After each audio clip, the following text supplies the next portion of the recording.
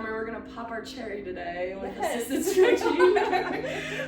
Introduce yourself. I'm like, they know who I am. My name is Hailey. I'm a personal trainer at Fit in Little Italy.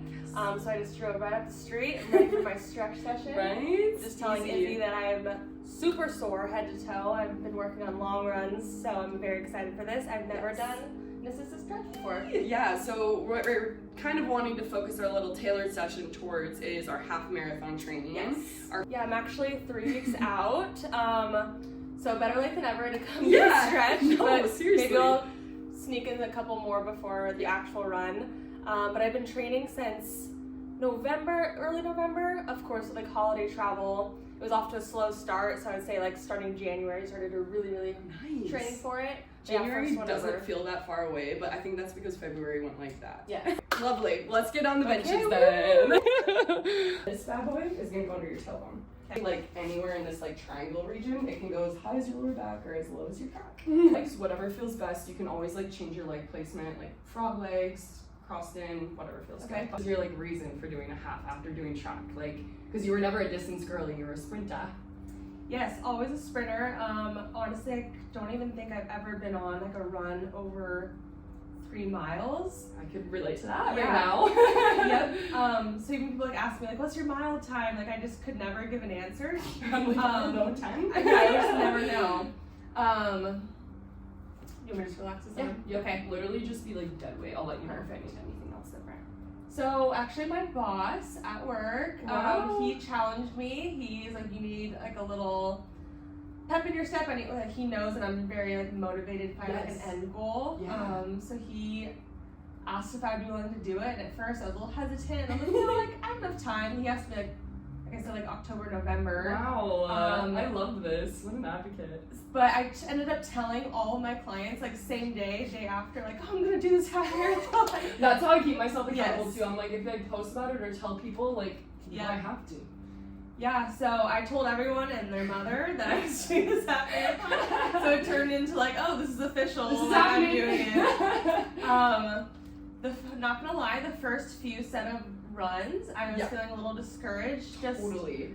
I feel like finding the balance of when your body is ready to be doing like this big change of a workout. Like I haven't done anything like this in a long time. I've been weightlifting and doing other types of workouts for a long time. So I would be doing runs after work and realize, oh, I can't do this after work. Yeah. This is not going to work for me. But so you tailored it towards your energy levels a lot. Yep. Cool. So a lot of trial and error at first, but then once I found that sweet spot for me, it's like on a Saturday or Sunday morning, like I feel my best. Yeah. I get enough sleep. And it's like nice because hopefully, I was just about to say, hopefully you're not like rushing. I think that's hard, like when you're charged doing something you don't want to really necessarily do, and then you're rushed to do it. I'm like, oh my goodness. Totally. So yeah, once I like found like what works best for me, so I like would say like, give that advice to anyone else. Yeah. Like, find a time that you enjoy running, like find the enjoyment in it first, and then it will become a little bit more pleasurable once you get to those longer runs. So did your boss help with like your kind of like training aspect of like, Yep. Would you suggest, I've had a couple of people tell me like run a mile every single day, and then I had a couple of people tell me like just be like very strategic with like how long you can run, like just see how long you can go. So like what was your start? Yeah, totally. So his approach was 2 runs a week, one short run and then 1 run that gets progressively longer each week. So we started at like 3, went to 4, 5 each week. Wow. And then the middle of the week run would be around like 2 or 3, kind of more of like a slower, kind of just like literally like a run out, like shake out. Yeah, like a shakeout. Exactly, just kind of keeping you in the groove. By the end of this process, like now getting to like mile 9, mile 10, I definitely like slowed down a little bit on like the shorter runs. Okay. And I'm just trying to get as many miles as I can in before the race day. Yeah. Gonna get to 10. I was just about to ask. I'm like, what is our max gonna be? I'm gonna do this shoulder and then we'll take you off of that. So gonna get to 10 next week. Dude. And then I'm gonna start. Nice and heavy. And then gonna start to progressively like get slower and a little less mileage as we get to race it, just to like really recover and just feel my best.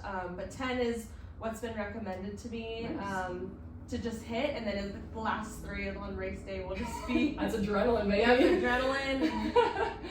adrenaline. My business partner Desiree, I don't know if you've gotten to meet her yet, but no.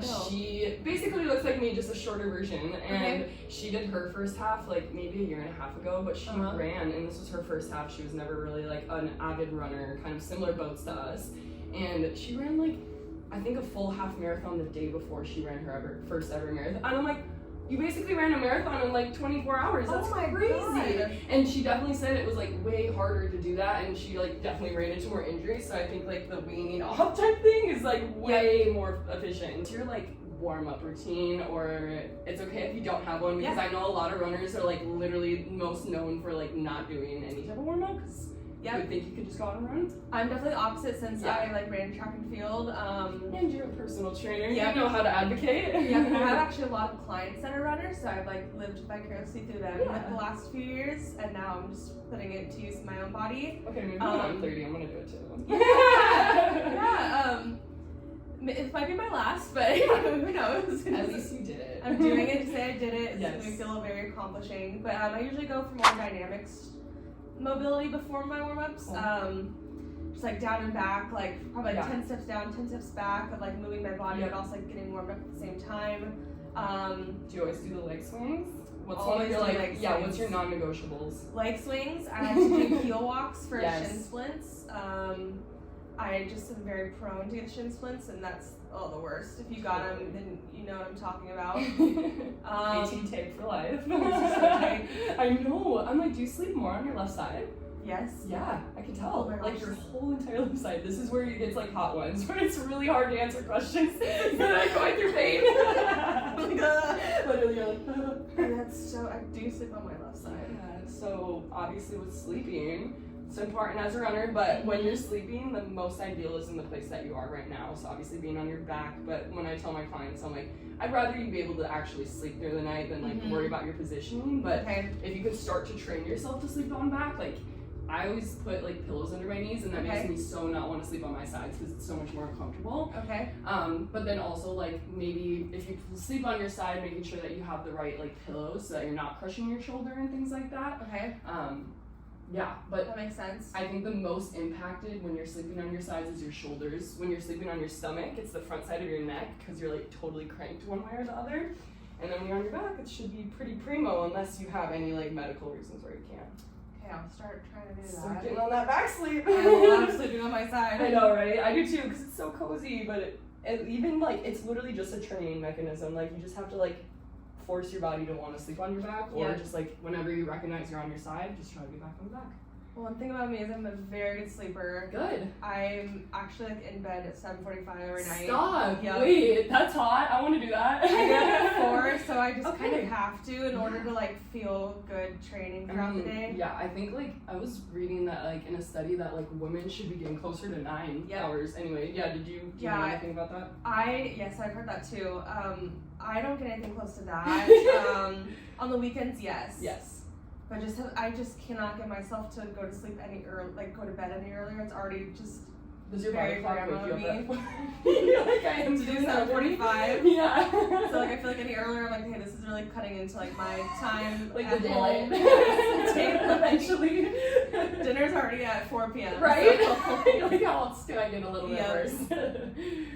Does your body clock wake you up at 4 o'clock every day, or do you like to have like that whole 4 to 9 before? My alarm is set for 4, but honestly, I usually set it like wake up like a couple minutes beforehand.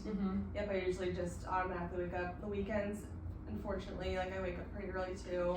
Like it's never a break, but also like it's honestly so much better for like our human health to kind of be on that time zone. Like, so your REM cycles can start to like sync up and hopefully help your hormones. How are we doing here with the range of motion, circles wise? Feels good. Okay, good. Honestly, you're able to get into everything fully, which is amazing. You have like that full range of motion, full mobility. There's just a little bit of tightness that comes from this internal rotation on both sides. I feel that. Yeah, but I think that's all coming from your chest. Okay. So we know that left side, especially chest openers, are gonna be a big one. Okay. But honestly, I would worry more about, because you have such good range of motion and mobility, I would more worry about like the fascial release. So like foam rolling the chest, which sounds really weird, but I like to do it like with a foam roller on the wall or like a doorway or something, and then get into it that way. Or if you can get like a ball, that would be even better. Okay. Okay, so we're gonna have you roll onto your side. Okay. You can go in that way, and then I'm gonna take both balls out, and then I want you just right on your back one more time, just so you can feel without that tailbone ball, just lay flat on the back. Yeah, just so you can kind of feel what that tailbone feels like. Hopefully a little flatter on the bench. Way flatter. No, literally, like, because I think we're the very similar, like, aspects of our bodies. That like, is so hard for me to bring my lower back down, that like naturally yeah, came down. I know. Wow. Isn't that crazy?